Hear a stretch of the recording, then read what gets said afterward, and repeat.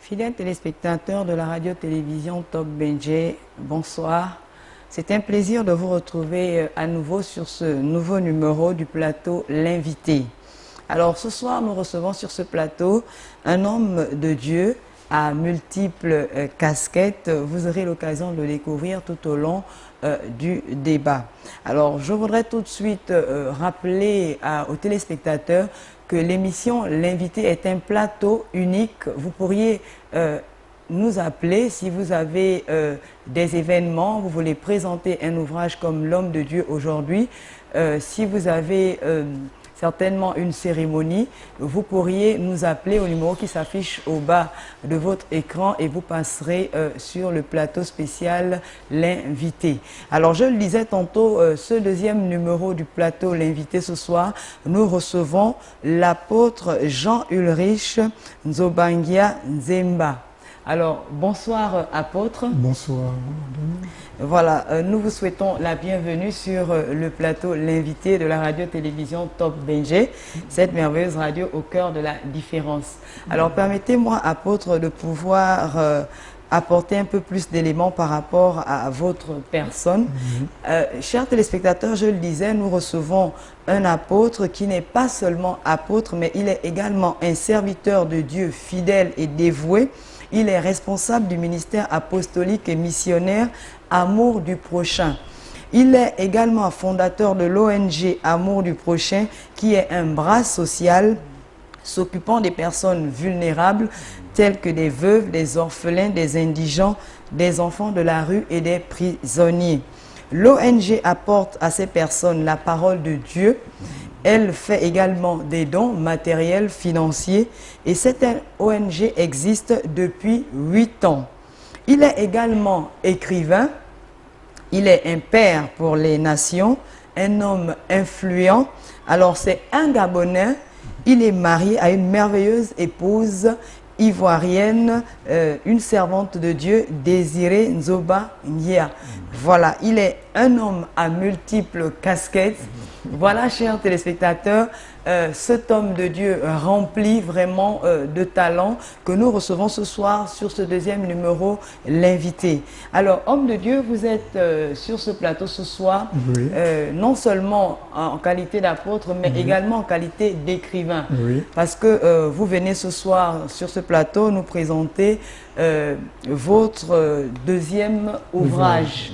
Alors, je voudrais dire aux téléspectateurs que l'apôtre Jean-Ulrich a déjà sorti un premier ouvrage qui est Du désespoir à la solution, le mystère de l'étoile.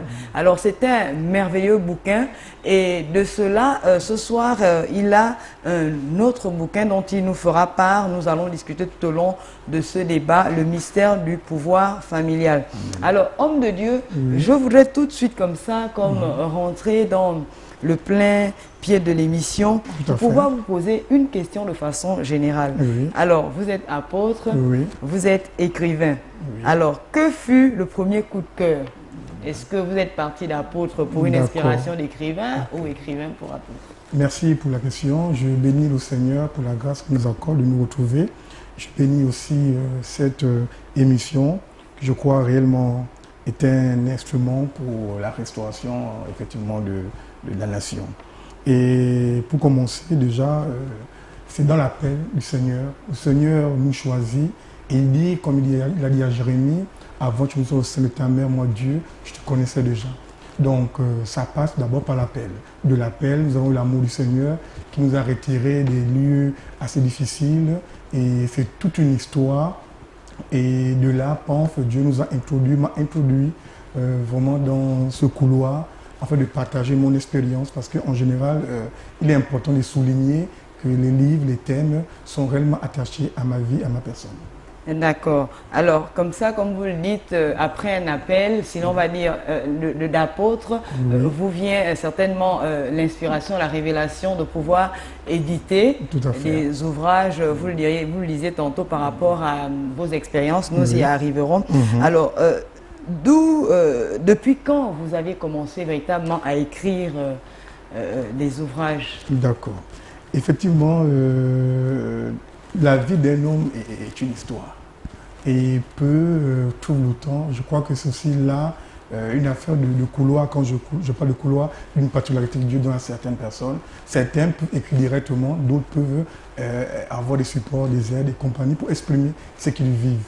Effectivement, dans mon appel, le Seigneur m'a appelé et les choses sont allées très vite, rapidement. Et c'était un temps vraiment assez difficile où chaque jour je notais, j'écrivais, je mettais de côté. Et je me rappelle encore cette pensée que j'avais. Mon rêve, c'était d'avoir un ordinateur pour pouvoir saisir, retenir tout ce que le Seigneur me révélait. Donc, c'est à partir de là, déjà, juste vous dire, dès l'appel, un an après, le Seigneur a commencé à me communiquer des choses que j'ai mis de côté. Et à partir de 2011, j'ai décidé, par l'accompagnement du Seigneur, à sortir, à éditer. C'est dont nous allons traiter tout au long de cette émission. D'accord, vous le disiez, à partir de 2011, voire 2012, vous avez mis sur support votre premier ouvrage, dont j'intitulais tout à l'heure Le désespoir à la solution, le mystère de l'étoile. Alors, on arrive un peu au second thème qui est, le deuxième titre de votre ouvrage, Le mystère du pouvoir familial. Dans tout à l'heure, votre parler, vous vous disiez que souvent lorsqu'on écrit, c'est des expériences personnelles en majorité qu'on édite. Alors, j'ai envie de vous poser cette question. Pourquoi avoir choisi le thème du pouvoir familial? D'accord, merci.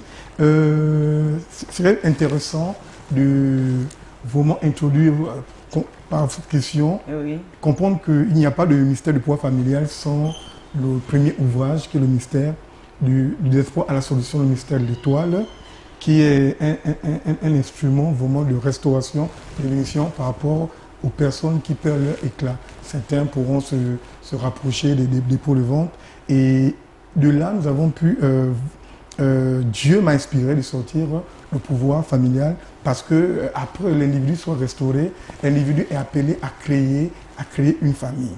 Déjà, dans un premier temps, par rapport... Pourquoi le pouvoir, le mystère du pouvoir familial? Je vais tout simplement commencer déjà par rapport à la forme. Le mystère du pouvoir familial. Quand on parle de mystère, on dit ici qu'il y a des choses qui sont cachées que nous voulons réellement révéler. Le pouvoir est une onction, une énergie, une capacité, sinon un savoir, une bénédiction. Nous aurons le temps d'en parler.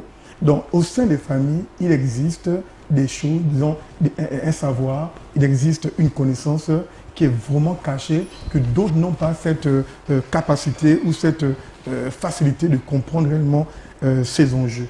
Donc, c'est pourquoi nous parlons ici du mystère du pouvoir familial, c'est révéler les mots que les familles vraiment vivent et les familles au quotidien n'arrivent pas à comprendre pourquoi telle ou telle chose. D'où nous vient ce titre, le mystère du pouvoir familial, afin de révéler des problèmes, sinon de donner des voix, afin que les familles soient réellement restaurées. D'accord. Je vais un tout petit peu revenir à ma question. Je constate que vos deux ouvrages pratiquement ont les mêmes appellations. On a le premier qui a le mystère de l'étoile et le second le mystère du pouvoir familial. Est-ce que c'est parce que vous êtes un homme de Dieu que vous avez choisi cette expression comme pour emmener les lecteurs à prendre du goût à votre livre? Ok. Il est important que nous comprenions que le monde dans lequel nous sommes est un monde à deux dimensions. Le monde dans lequel nous sommes, nous avons ce qu'on appelle des profanes, nous avons ce qu'on appelle des initiés.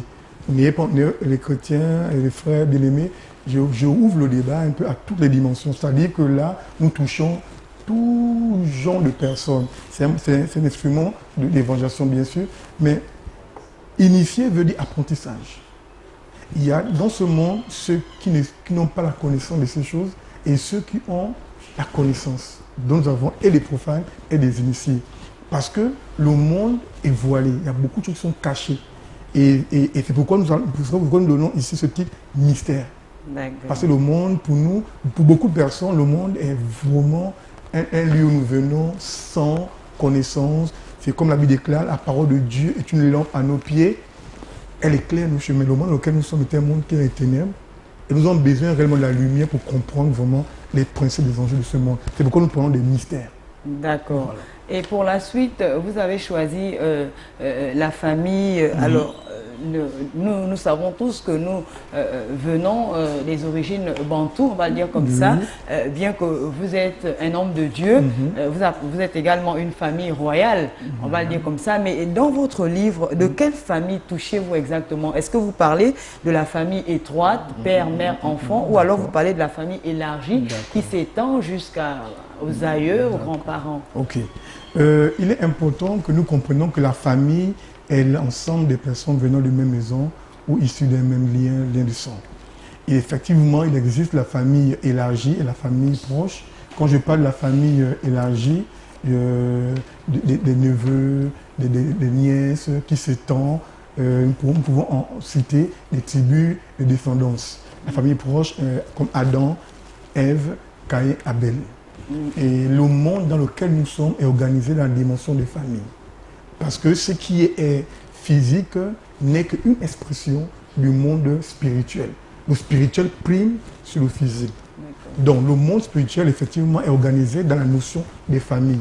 Que ce soit dans le monde angélique, le monde des anges, que ce soit dans notre société actuelle, nous avons des professions, le corps des familles de la médecine. Donc tout, le monde est organisé dans le principe des familles. Alors quand je parle ici, effectivement, je touche cette famille d'Adam et Ève parce qu'il est important que nous revenions à la Genèse. Quand Dieu crée l'homme, il dit il n'est pas bon que l'homme soit seul. Il affecte à l'homme ce qu'on appelle une femme. Quand Dieu parle de la femme ici, Dieu avait déjà la vision des familles. Parce que l'homme seul ne pouvait pas se retrouver. La Bible déclare, il n'est pas bon que l'on soit seul. Alors Dieu a créé cette femme afin de amener réellement cette ambiance dans la vie de l'homme. Nous allons en parler après tout à l'heure. D'accord. Je suis bien votre conduite d'idées. J'ai envie de vous poser la question justement, en tant qu'homme de Dieu, est-ce que la famille a-t-elle une valeur simplement parce que vous êtes un homme de Dieu, ou alors la famille a une valeur même pour, on va dire ça entre griffes, pour ceux qui, par exemple, peut-être ne croient pas en Dieu comme vous? Bon, il est important que nous comprenions que la famille tire son origine de l'Éternel. Dieu est le créateur des familles. Il n'y a aucune famille, aucun élément n'existe sans ce support, sans l'Éternel, notre Dieu. Donc le Seigneur est celui qui initie les familles. Toutes les familles tirent leur source, leurs origines de Dieu. Donc il est important que nous arrivons. Quand je parle de la famille, comme je disais, je parle un langage assez large dans tous les domaines. Mais pour arriver là, il est important de comprendre que dès le commencement, Dieu crée l'homme, Dieu crée une femme pour la famille. Voilà.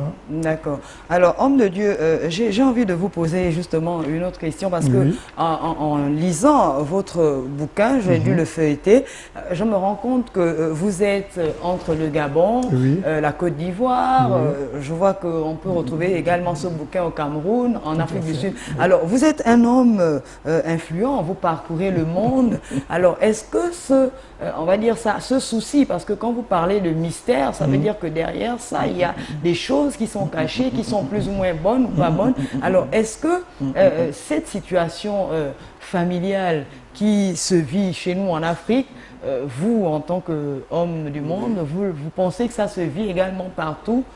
C'est les mêmes problèmes partout? Il n'y a rien de nouveau sur la terre, si l'on peut dire. Il n'y a rien de nouveau. Et nous devons d'abord revenir. Tous les mots que nous vivons devons réellement revenir à la parole de Dieu afin de restaurer ce que nous vivons dans notre quotidien. Bon, je vais profiter de cette question. Effectivement, les mots sont les mêmes. Les situations que nous vivons sont partout dans le monde, que ce soit en Afrique, en Europe, en Asie et compagnie. Ce sont les mêmes choses.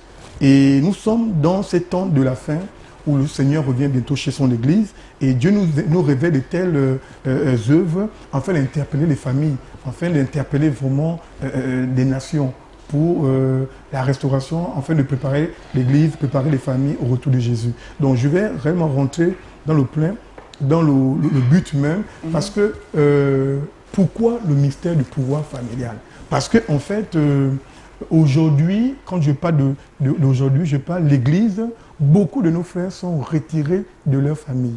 Beaucoup de nos frères, que ce soit dans le monde religieux ou dans la vie de tous les jours, les gens se retirent de la famille, les gens sont coupés de leur famille et ils enregistrent beaucoup de mots. Donc ici, je veux par cet ouvrage interpeller et dire à tout homme qu'il existe un pouvoir au sein de votre famille. Au sein de nos familles, Dieu a libéré un potentiel qui est souvent ignoré par l'homme. C'est-à-dire, je veux m'appuyer sur un passage de la Bible de Genèse 49 au verset 25. La Bible nous parle de 3 types de bénédictions. Du pouvoir qui vient de là-haut, le pouvoir de la Bible, le pouvoir des saints maternels, qui est vraiment le but même de cet ouvrage, la bénédiction familiale. Nous allons prendre l'exemple sur cet homme, Jacob, qui a 12 enfants, fait 12 enfants qui vont devenir les 12 tribus d'Israël. Il va libérer une parole à Juda. Il va dire à Juda, que le bâton du commandement ne s'éloigne point de toi. Ici, Jacob est la préfiguration de Dieu qui affecte à chaque famille de la terre un potentiel. Mais souvent, ce potentiel est ignoré par nous, les hommes, nous, les chrétiens. Alors, qu'est-ce qui se passe? Vous allez voir que dans cette famille de Juda, vous allez voir que Juda, ce pouvoir qui parle du bâton de commandement, parle de la gestion des peuples. La grandeur d'un roi est liée au nombre de personnes qui sont autour de lui. Donc, Juda va avoir ce potentiel, c'est une parole prophétique, qui va s'étendre jusqu'à la tribu même, qui devient une tribu, et non pas de David qui devient roi. David tire cette royauté déjà de la descendance. Donc, c'est un pouvoir qui va de génération en génération. Et Salomon aussi reçoit ce potentiel de roi par rapport à cette descendance. Et Jésus-Christ, en venant sur la terre, il ne tombe pas du ciel, il passe effectivement par la notion de famille, comme je parle, ce potentiel, il vient par Joseph, qui est de la tribu de Juda, et il reçoit la royauté selon cette tribu. C'est pour dire qu'au sein de nos familles, vraiment, il existe un potentiel qui est ignoré par nous. D'accord. Homme de Dieu, comment faire justement? Parce que j'ai parcouru un de vos passages, des paragraphes. Vous disiez que le rétablissement du pouvoir familial n'est possible que par les principes divins et les valeurs divines. Alors, aujourd'hui, vous dites qu'il faut que les personnes aient, on va dire ça comme ça, connaissent Christ, sinon pour pouvoir avoir une famille solide. Tout à fait. Mais aujourd'hui, beaucoup de personnes justement sont dans les assemblées et les familles sont divisées. Les familles sont divisées. Oui, est-ce que c'est parce que ils se sont égarés de Christ, comme vous l'avez dit dans l'une de vos pages, à la page 18, que les familles en difficulté aujourd'hui sont celles qui sont déconnectées de leur Créateur? Effectivement. Est-ce que vous pensez que c'est cela ou bien c'est l'influence du monde qui... Non, mais le monde a de l'impact sur une personne qui n'est pas régénérée, qui n'est pas en Jésus-Christ. Effectivement, pour revenir là, mais il faudrait que nous revenions réellement à la Genèse. Parce que donc, quand Dieu crée des familles sont stables.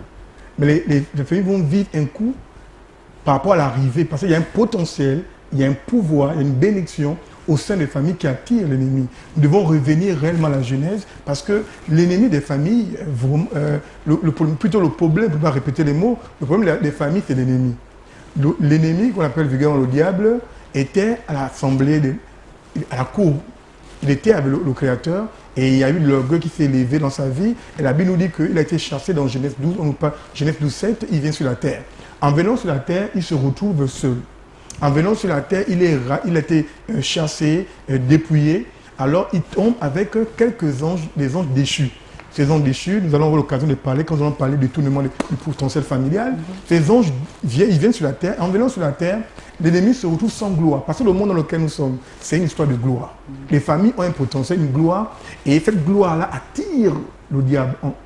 Alors, le même combat qu'Adam et Ève ont vécu à Éden va se reproduire dans la vie des hommes sur la terre. Satan était dans Ézéchiel 28, on nous dit, il mettait le sceau à la perfection. Donc il connaît le potentiel que les familles ont. Donc en venant sur la terre, n'arrivons pas à reproduire le royaume sur la terre, son royaume. Qu'est-ce qu'il fait? Il est attiré par des familles qui ont un potentiel.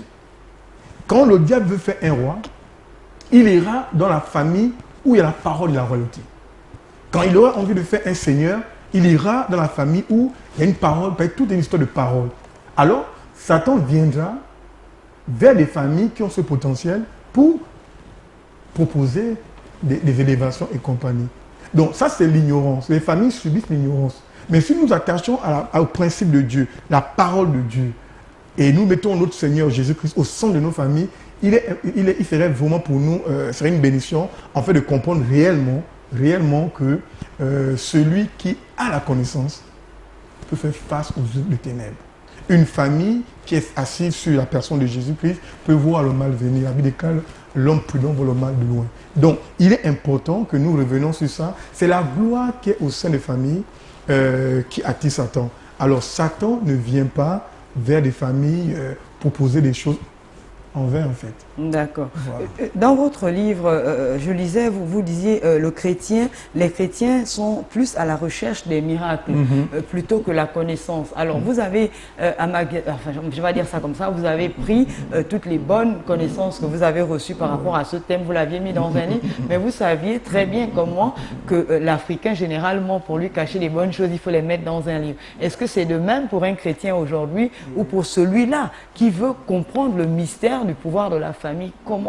Quels sont les moyens que vous pourriez mettre pour pouvoir l'emmener à s'intéresser ou à comprendre sa position dans la famille? Effectivement, quand Dieu appelle un homme, Dieu choisit une personne, Dieu a un peuple. La Bible déclare, Jésus dit, mes brebis entendent ma voix et me suivent. C'est des temps assez prophétiques où nous croyons que les choses sont de bouger dans le monde où les gens s'intéressent davantage à la lecture. Et nous croyons réellement que si Dieu appelle quelqu'un, il y a un peuple qui est là à sauver et tout se fera par l'Esprit de Dieu. Nous voyons aujourd'hui le monde en train d'évoluer à une dimension pas possible. Et nous croyons réellement que Dieu est en train de toucher les vies des personnes.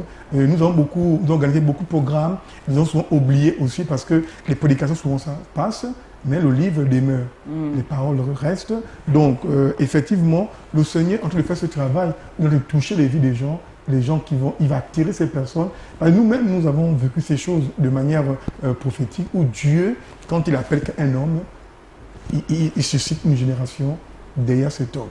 Bon, maintenant, je vais essayer un peu de toucher. Oui, allez-y. Voilà. Allez-y. Vraiment, j'aimerais que les gens comprennent qu'au sein de chaque famille, il existe un potentiel. Ce que j'appelle la bénédiction, sinon le pouvoir familial. Ce pouvoir commence par Dieu. Dieu qui libère ce potentiel dans la vie d'un homme. Cet homme se multiplie et il y a une descendance où nous venons les tribus.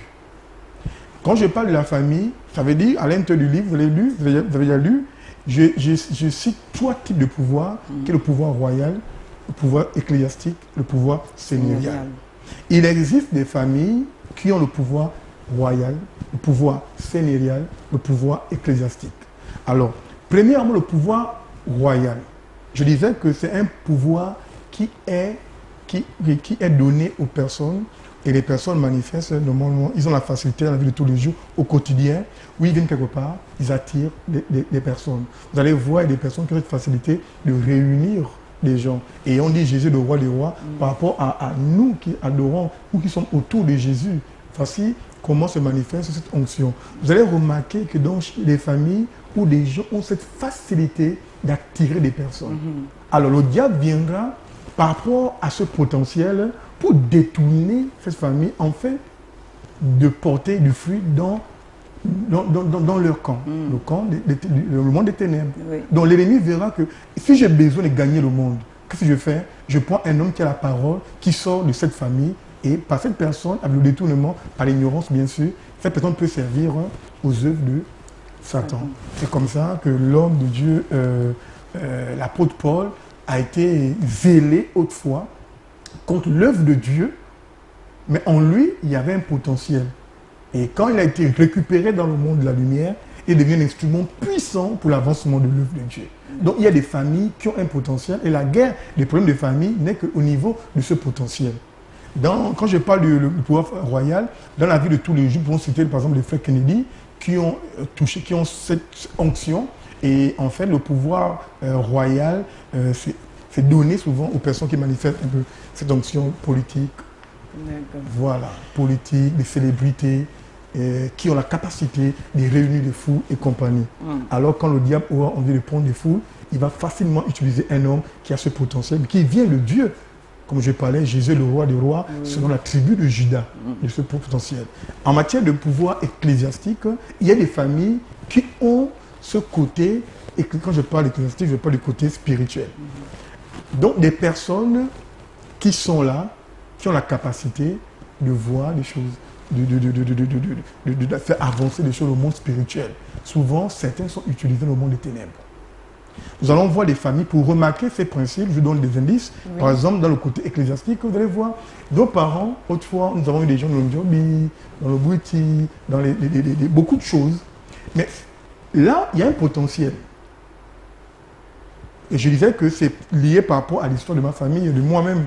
Parce que nous avons eu des hommes d'église, autrefois, qui, au bout d'un moment de leur vie, ont été détournés, qui sont devenus des serviteurs de ténèbres. En fait, c'est le potentiel qui est dans la famille qui a été recruté pour les œuvres des ténèbres. En revenant en Jésus, le Seigneur nous repositionne, il nous restaure par rapport au potentiel que nous avons. Vous allez voir, il y a des gens qui ont cette facilité de voir les choses, d'attirer les choses, d'appeler les choses à l'existence. Et maintenant, il faut vous positionner. Si vous remarquez au sein de votre famille ce pouvoir, il est important de comprendre qu'il y a deux camps. C'est pourquoi, ici dans l'ouvrage, nous avons une chaise. La chaise est vide parce que dans la famille, il y a une chaise. Le monde est dans cette dimension de une seule chaise, où le monde des ténèbres fait asseoir un candidat, où le monde de la lumière fait asseoir. Nous avons un rôle à jouer au sein de nos familles. Si nous ne nous positionnons pas au sein de nos familles, il est évident que le monde des ténèbres positionne un agent en fait de détourner ce pouvoir ecclésiastique ou royal pour les fins du monde des ténèbres. Parce que normalement, il est important de comprendre que les enjeux se jouent par rapport au retour de Jésus. Nous avons la vie éternelle, nous avons l'enfer. Et donc, le royaume est là, comme nous sommes serviteurs de Dieu et serviteurs aussi du monde des ténèbres pour le recrutement parce que Jésus revient bientôt. Donc, le champ qu'il faut vraiment atteindre et toucher, c'est la famille. Parce que la famille est la cellule de base de toute société. Et la force d'un homme, c'est sa famille. Donc, un homme qui sort de sa famille perd un repère. Et les hommes qui ont dans les œuvres des ténèbres, qui comprennent ces choses, reviennent dans la famille pour piloter, prendre ce potentiel pour le piloter. Vous allez voir, si on essaie de l'élever au niveau, voir plus loin, des gens sont élevés même dans la société par rapport au potentiel qu'ils ont familialement, dans leur famille. Et de fois, nous, chrétiens, nous sommes ignorants de cette connaissance. Nous sommes à l'église, coupés de nos familles. Or, Jésus bénéficie de la royauté, roi des rois, selon la tribu de Juda. Combien de nous aujourd'hui sont hors, loin, retirés de leur famille? Mais il y a un manque. Nous pouvons ressentir les choses, nous pouvons avancer, mais il y a toujours quelque chose qui nous ramène. Pourquoi? Parce que Dieu, quand il a créé l'homme, il fait que la famille doit participer à l'avancement de son œuvre. Pour terminer, je vais parler de le pouvoir maintenant sénérial. Le pouvoir sénérial est un pouvoir, vous allez remarquer, en fait, quand on parle sénérial, je parle ici des possessions, des propriétaires, des personnes qui sont appelées à avoir la capacité, comme je vais parler par exemple, je prends un exemple clair, David et Salomon. Ils avaient dans leur famille, ils ont le pouvoir qu'on appelle le pouvoir royal. Tous deux étaient rois. Mais il y avait une différence. La particularité de David, c'était un roi guerrier et la particularité de Salomon était un roi seigneur. Quand on parle de Salomon, on parle plus de la gloire, des possessions qu'il avait. Alors aujourd'hui, il est important de comprendre qu'il existe dans les familles des gens qui ont cette onction, des familles qui ont la facilité, des gens qui marchent avec eux, ils ont les entrées facilement. L'argent vient vers eux facilement. Les dons viennent vers eux facilement. Ils ont ça, ils ont cette chose. En fait, c'est un pouvoir, on dira même que dans leur famille, maman avait ceci, la grand-mère avait cela. Et quand Dieu n'est pas au contrôle, on rentre dans le mystère où l'on parlera tout à l'heure des serpents qui vomissent. Donc le diable fait miroiter les familles en pensant qu'un élément peut produire, mais ce n'est que l'énergie ou le pouvoir, c'est le pouvoir plutôt que la famille a qui vient de Dieu, mais qui est hypothéqué par ignorance. Alors il y a des gens, quand ils ne pas, ils ont la facilité d'avoir des moyens, d'avoir des possessions. Donc c'est ça en fait, ce que nous pouvons retrouver dans la vie de Salomon. Salomon avait cette onction séigneuriale. Et les familles qui ont cette onction séigneuriale, mais qui sont ignorants de ce potentiel. Alors l'ennemi se loge au sein de ces trois pouvoirs pour détourner ce potentiel pour l'avancement de son œuvre.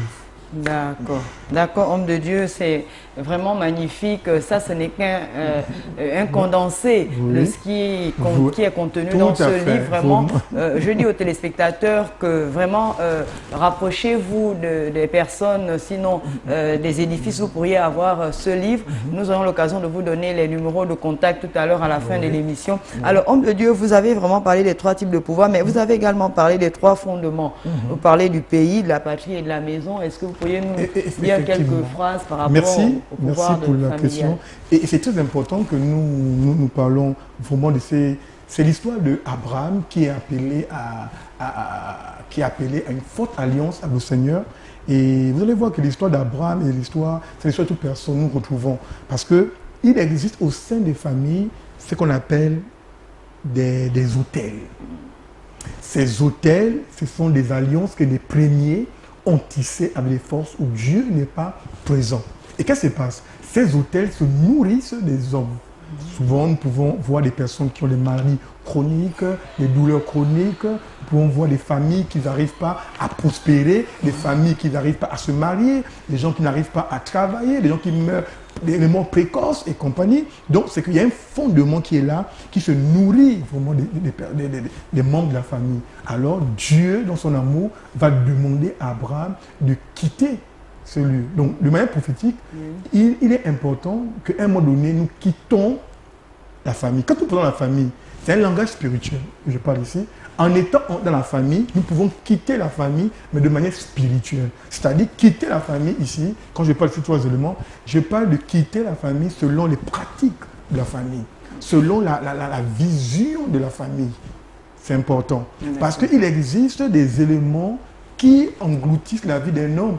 Et nos maisons participent au blocage avec même des lieux où nous sommes appelés à évoluer. Vous voyez, Abraham ne pouvait pas devenir la personne que Dieu voulait qu'il soit tant qu'il était dans sa famille, dans sa patrie, dans sa nation, dans sa patrie. Ça veut dire qu'il y a des influences qui jouent avec les familles.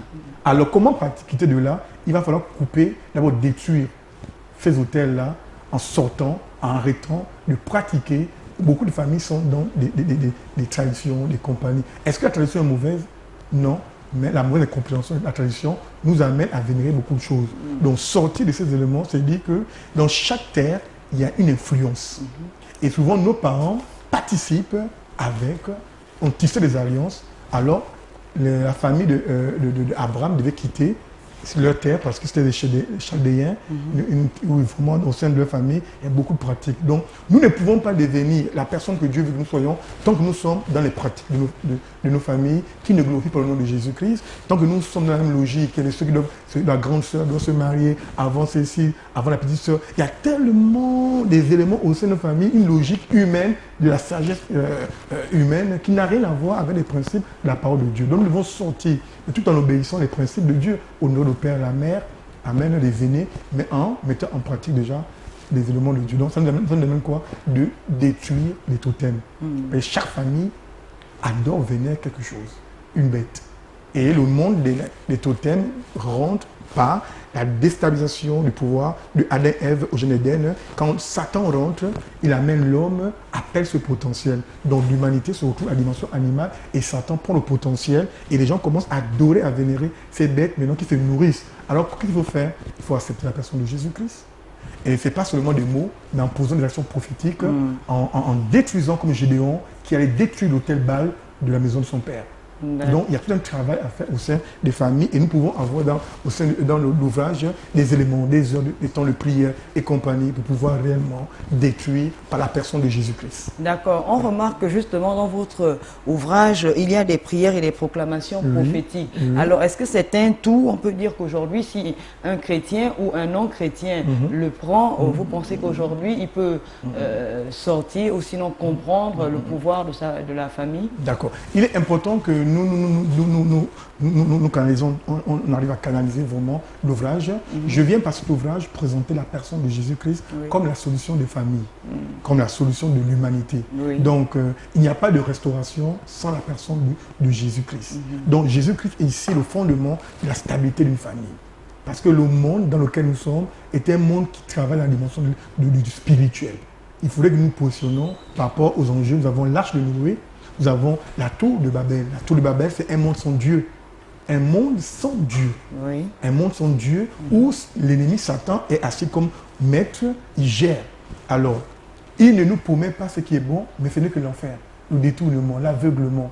Donc, une famille, on peut prendre ces éléments, on peut les prendre et vivre des choses surnaturelles, mais sans être sauvé. Parce que ce bouquin ne sauve pas. Ce bouquin présente des voies comment, par la personne de Jésus, et en mettant en place ces éléments pour la restauration des familles. D'accord. Homme de Dieu, nous sommes pratiquement arrivés à la fin de notre entretien. Merci. Alors, un homme de Dieu écrit un ouvrage. Quel type de lecteur invitez-vous à cet ouvrage? Parce que quand on lit votre ouvrage, il est soutenu par des versets bibliques. Alors, celui-là qui certainement peut-être ne connaît pas Jésus, mais a envie justement de comprendre le mystère du pouvoir familial, est-il permis de lire ce livre? Ok, il faudrait que nous comprenions aussi que ce livre touche tout type de personnes, toute société. Il est important. Pour moi, c'est un instrument d'évangélisation. Il y a des lieux où je peux arriver, le livre va me posséder. Alors, le monde est purement spirituel. En fait, le spirituel prime sur le physique. Et le monde dans lequel nous vivons n'est qu'une expression de ce qui est spirituel. En fait, tout homme a un côté spirituel. L'homme est la base de l'esprit. Donc l'homme, ici je m'adresse aux esprits. Nous sommes d'abord esprits.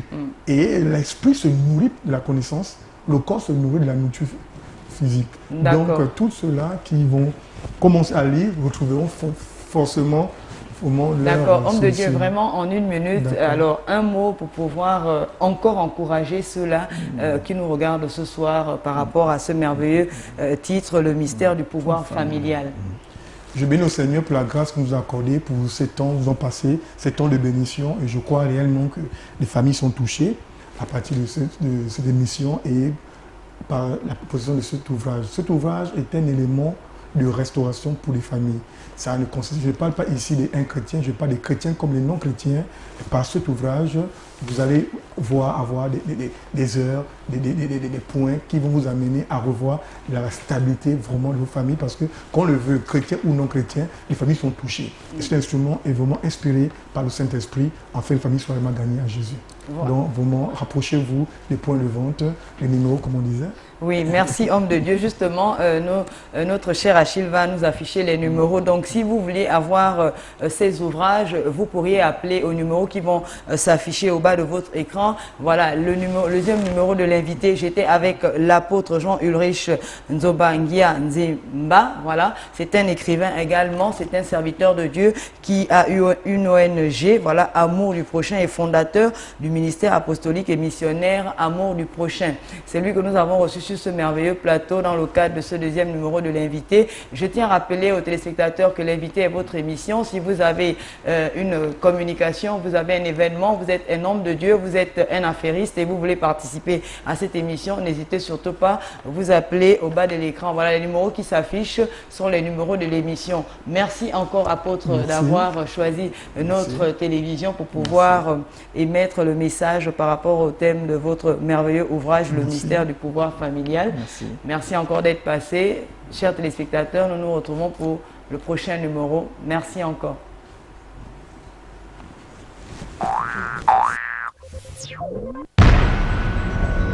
Social.